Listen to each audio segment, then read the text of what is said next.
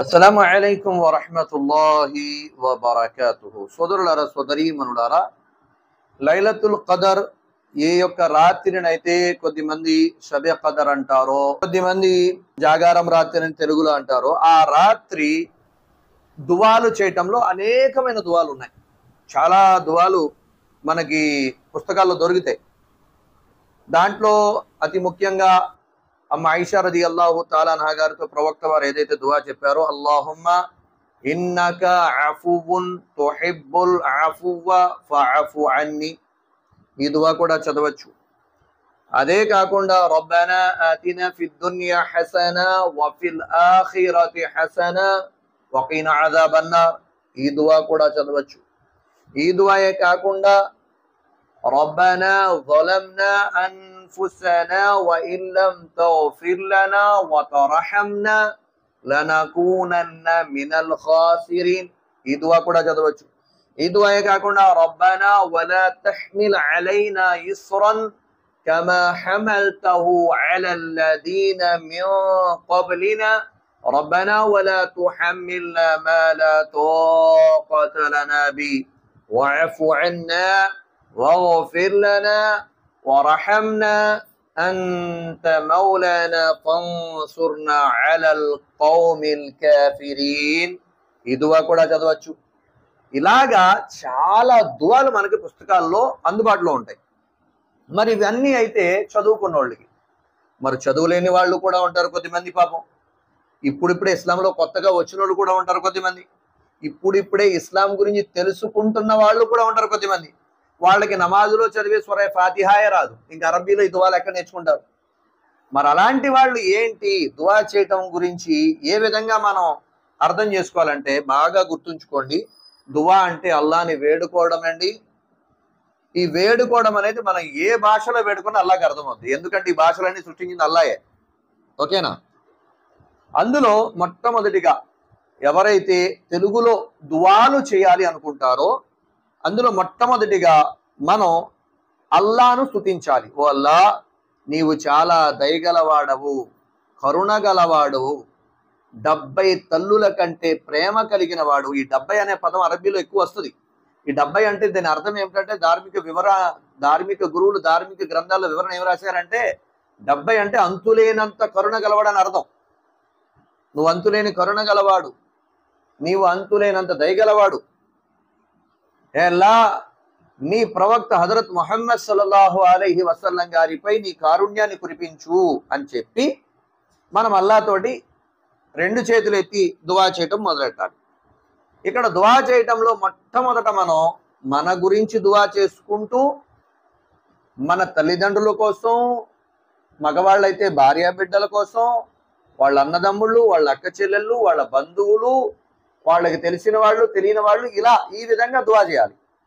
కొద్దిమంది ఏం చేస్తారంటే, అందరూ బాగుంటే చాలే, నేను ఎలా ఉన్నా పర్లేదు అన్నట్టుగా ఏదో పెద్ద త్యాగమూర్తుల్లాగా అందరూ బాగుండాలల్లా అని చెప్పేసి వాళ్ళ గురించి అడుక్కోవడం మానేస్తారు, అల్లాతో వేడుకోవడం మానేస్తారు. ఇది రాంగ్, ఇది తప్పు. ఇది మనకేమన్నా ఇంకా అన్నీ లభ్యమైపోయాయా?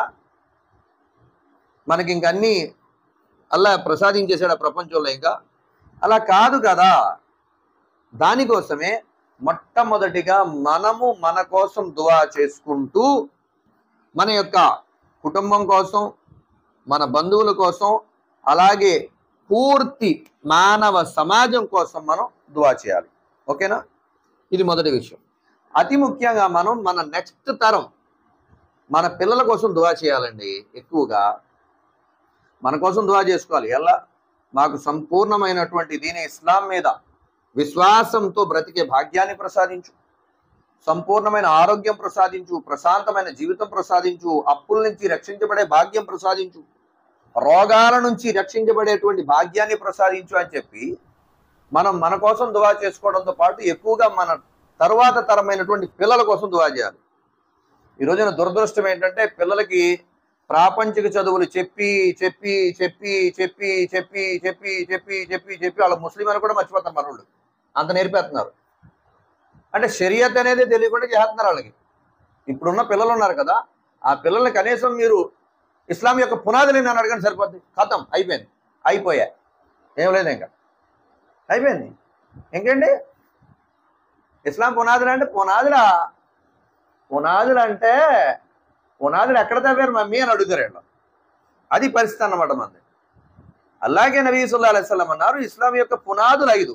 ఒకటి కలిమా లా ఇలాహ ఇల్లల్లాహ్ ముహమ్మదుర్ రసూలుల్లాహ్, రెండోది 5 పూట్ల నమాజ్, మూడోది రమజాన్లో ఉపవాసాలు, నాలుగోది హజ్ యాత్ర ధనవంతుడైతే జీవితంలో ఒకసారి, ఐదోది ధనవంతుడైతే జకాత్ తీయాలి. కనీసం బేసిక్ నాలెడ్జ్ కూడా మనం మన పిల్లలకి ఇవ్వకుండా మనం వాళ్ళని వదిలేస్తే, వాళ్ళకి ఓన్లీ కేవలం ప్రాపంచిక చదువు చదివించేస్తే రేపు వీళ్ళ పరిస్థితి ఏంటి? మనం చస్తే కనీసం మసీదులోకి వచ్చి దువా చేయడానికి కూడా ఉండదు. ఎందుకంటే వీళ్ళకి బేసిక్ నాలెడ్జ్ కూడా మనం ఇవ్వలేదు కదా. మసీదు బయట ఉండి గురువుగారు మీరు దువా చేయించి నమాజ్ చేయించి ఆ గోతులో వేసేయండి నేను వచ్చేస్తాను వెనకదలు అంటారు అంతే. ఏడాలి సోదరులారా సోదరీమణులారా, బాధపడాలి. మన పిల్లలకి ప్రాపంచిక చదువు మనం నేర్పుతున్నాం కానీ దీన్ చదువు నేర్పడం లేదు. మనం కూడా దీన్ చదువు నేర్చుకోవాలి. ప్రాపంచిక చదువులు చదివి చదివి చదివి తలలు మెరిసిపోతున్నాయి మనకి. దీన్ చదువు కూడా నేర్చుకోండి. దీన్ చదువు నేర్చుకోవడానికి 2 మార్గాలు, ఒకటి ఆఫ్లైన్, 2 ఆన్లైన్. ఆఫ్లైన్ అంటే అలాగా ఒక మసీదు ఉంది, మసీదులో గురువు గారు ఉన్నారు, మన పిల్లలు పంపాం, వాళ్ళకి ఇస్లాం గురించి తెలియజేసాం. అక్కడేమో మన ఇంటి దగ్గర ఆడవాళ్ళు ఉన్నారు, కొద్దిగా ఇస్లాం గురించి బాగా తెలుసు, మంచోళ్ళు మనతో బాగా కలుస్తారు, వాళ్ళ దగ్గరికి మనం ఇస్లాం నేర్చుకున్నాం, ఓకే, ఇది ఆఫ్లైన్. ఆన్లైన్ అంటే కొన్ని ప్రదేశాలు ఎలా ఉంటాయి, అక్కడ మసీదు కూడా ఉండదు, అక్కడ ముస్లింలు కూడా ఇస్లాం గురించి తెలిసిన వాళ్ళు ఉండరు. అలాంటి వాళ్ళు ఆన్లైన్లో ముఫ్తీ ముదస్సిర్ గారు ఉన్నారు, లేకపోతే మరొక అబ్దుల్ అలీం గారు ఉన్నారు, వీళ్ళతోటి మనం కాంటాక్ట్ అయ్యి వాళ్ళతోటైనా మనం మన పిల్లలు జాయిన్ చేసి ఇస్లాం యొక్క చదువు చదివించాలి. కానీ దురదృష్టం ఏంటో తెలుసా అండి? దురదృష్టం ఏంటో తెలుసా? తెలీదా? దురదృష్టం ఏంటంటే, బాధాకరమైన విషయం ఏమిటంటే ఎల్కేజీకి 15-20 వేలు మనం ఖర్చు పెడతానికి వెనకాడం కానీ పిల్లలకి ఆన్లైన్లో ఒక 700 తీసుకుంటారా మన నెలకంటే? అజ్జి బాబో 700 కట్టాలా పిల్లలకి? కట్టకండి, మీ సమాధిలో కట్టేస్తారు అల్లాదాలు జాగ్రత్తగా. సోదరులారా సోదరీమణులారా, భయపడండి అల్లాకి. ఖురాన్లో అల్లాహ్ క్లియర్గా చెప్పాడు, విశ్వాసులారా మిమ్మల్ని మీ ఇంటి వారిని నరకం నుంచి రక్షించుకోండి అన్నాడు. రక్షించుకోవాలంటే అసలు మనం దీని గురించి తెలుసుకుని ప్రయత్నం చేయాలి కదా, అప్పుడే కదా రక్షించుకుంటాం. అందుకోసమే మన బిడ్డల కోసం మనం దువా చేయాలి. ఎలా? మా బిడ్డల భవిష్యత్తుని ఇటు ప్రాపంచిక పరంగా అటు దీని పరంగా కూడా ఉత్తమంగా చేయాలని చెప్పి దువా చేయాలి. ఓకేనా? ఒకటి మన కోసం, తర్వాత మన ఫ్యామిలీ, తర్వాత మన బంధువులు, తర్వాత పూర్తి మానవ సమాజం యొక్క హిదాయత్ కోసం. మొదటిది. సోదరులారా సోదరీమణులారా, ఇక మనం రెండో దువా ఏం చేయాలంటే ఎల్లప్పుడూ కూడా వల్ల నిన్ను రాజీ చేసుకునే మంచి పనులు చేసేటువంటి భాగ్యాన్ని ప్రసాదించని చెప్పి దువా చేయాలి. ఎందుకంటే సర్వసాధారణంగా ప్రస్తుత సమాజంలో పరిస్థితులు ఎలాగైపోయినాయి అంటే, తల్లిని రాజీ చేస్తున్నారు కొందరు, తండ్రిని రాజీ చేస్తున్నారు, కొంతమంది ఏమో పెళ్ళాన్ని రాజీ చేసుకున్నారు, కొంతమంది ఏమో మొగుడిని రాజీ చేసుకున్నారు, కొంతమంది ఫ్రెండ్స్ని రాజీ చేసుకున్నారు. కానీ నిన్ను సృష్టించిన సృష్టికర్తను రాజీ చేసుకునే పనులు చేయవయ్యా బాబు. ఆ భాగ్యాన్ని అల్లా అడగవయ్యా.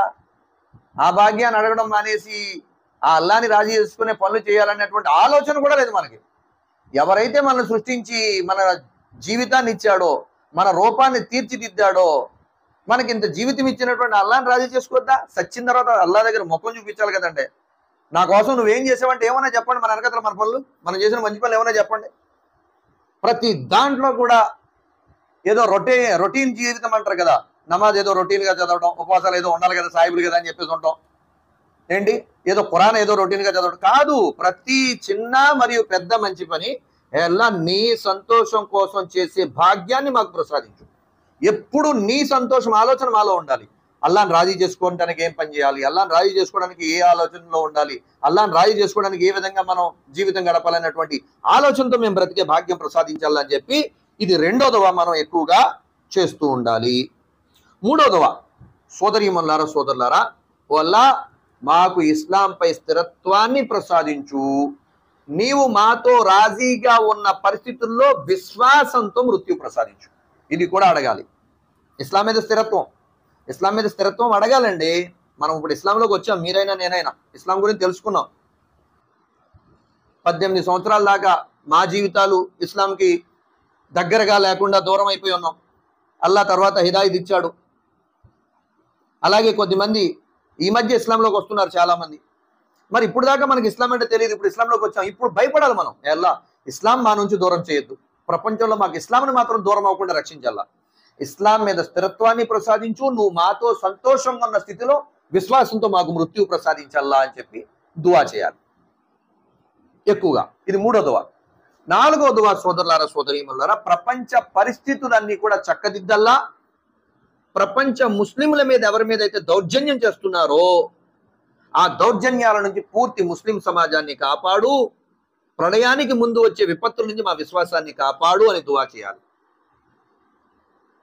సోదరీమణులారా సోదరులారా. అదేవిధంగా ఫలస్తీన్ ఎప్పుడు మర్చిపోకుండా వాళ్ళ కోసం దువాలు చేస్తూనే ఉండాలి. ఇవన్నీ మనం చేసామనుకోండి మిగతా అన్ని సెట్ అయిపోతాయి అల్లాహ్ వల్ల. నేను చెప్పిన మీకు ఏదో చిన్నగా అనిపించవచ్చు, ఈ పెద్ద విషయం ఏముంది అనుకోవచ్చు, కానీ దీని వెనకాతల మన ఆఖిరత్, మన పరలోక జీవితం అంతా ముడిపడి ఉంది సోదరులారా సోదరీమణులారా. ఈ దువాల బరకత్ తోటి మన ఆఖిరత్ సెట్ అయిపోద్ది, మన దునియా సెట్ అయిపోద్ది ఇన్షాల్లా. దానికోసమే సోదరులారా సోదరీమణులారా నేను ఏవైతే ముఖ్యమైన ఈ చిన్న దువాలు మీకు చెప్పానో ఈ తెలుగులో మీరు అల్లాహ్తో అడగండి, వేడుకోండి. అల్లాహ్ మా యొక్క ఈ దువాని నీ యొక్క దయా కరుణతో దైవ ప్రవక్త ముహమ్మద్ సల్లల్లాహు అలైహి వసల్లం గారి మీద నీ యొక్క కారుణ్యం కురియుగాక, నీ దయతో ఈ దువాని అంగీకరించాలని చెప్పి ఆఖరిలో మీరు అల్లాహ్తో వేడుకోండి. అల్లాహ్ తప్పకుండా మన దువాలను అంగీకరిస్తాడు. మన జీవితంలో తౌబా చేసుకోండి. ఇది రంజాన్ ఆఖరి 10 రోజులు. నేను మీతో వేడుకునేది ఏంటంటే తౌబా చేసుకోండి, పాత జీవితం మీద తౌబా చేసుకోండి, పాత జీవితంలో జరిగిన పాపాలను అల్లాహ్తో క్షమాపణ అడగండి. క్షమాపణ అడగడాన్నే తౌబా అంటారు. మరియు కొత్త జీవితంలో ఆ పాపాల జోలికి వెళ్లకుండా రక్షించాలని చెప్పి కూడా దువా చేయండి. ఎందుకంటే పాపాలు చేసే కొద్దీ మనిషి అల్లాహ్కి దూరం అయిపోతాడు, పాపాలు విడిచే కొద్దీ అల్లాహ్కి దగ్గర అయిపోతాడు. అతి గొప్ప పుణ్యకార్యం ఏంటో తెలుసా? పాపాలు విడిచిపెట్టడం. పాపాలు విడిచిపెట్టడమే చాలా గొప్ప పుణ్యకార్యం.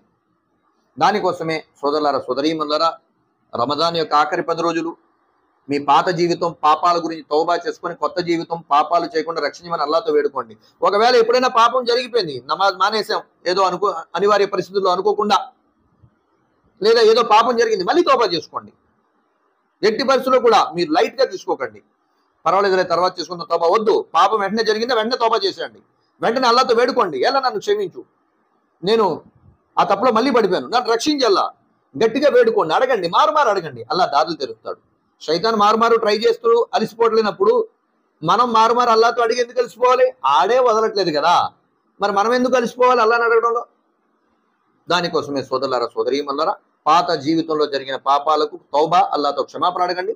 కొత్త జీవితం మంచిగా బ్రతకాలనేటువంటి దువా అల్లాహ్తో చేయండి. అల్లా మంచిగా బ్రతికే భాగ్యం ప్రసాదించు, నిన్ను రాజీ చేసుకునే పనులు చేస్తూ బ్రతికే భాగ్యం ప్రసాదించని దువా చేయండి. అల్లాహ్ తబారక్ తఆలా మీకు చెప్పేటువంటి నాకు కూడా ఆచరించే సద్బుద్ధి సౌభాగ్యం ప్రసాదించుగాక. అస్సలాము అలైకుం వరహ్మతుల్లాహి వబరకాతుహు.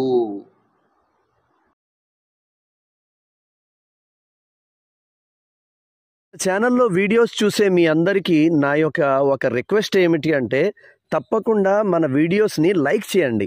మీరు లైక్ చేయటం వల్ల ఏమవుతుంది అంటే యూట్యూబ్ మన వీడియోస్ని ఇంకా ఎక్కువ ప్రజలకు చూపిస్తుంది అన్నమాట. తర్వాత మీకు ఇంకా నచ్చిందనుకోండి కాస్త కామెంట్ చేయండి, మాషా అల్లా, సుబ్హానల్లా, జజాకుముల్లా అని చెప్పి. ఇంకా నచ్చిందనుకోండి తప్పకుండా మన ఛానల్ని సబ్స్క్రైబ్ చేసుకోండి, వీడియోస్ షేర్ చేయండి. జజాకుముల్లా.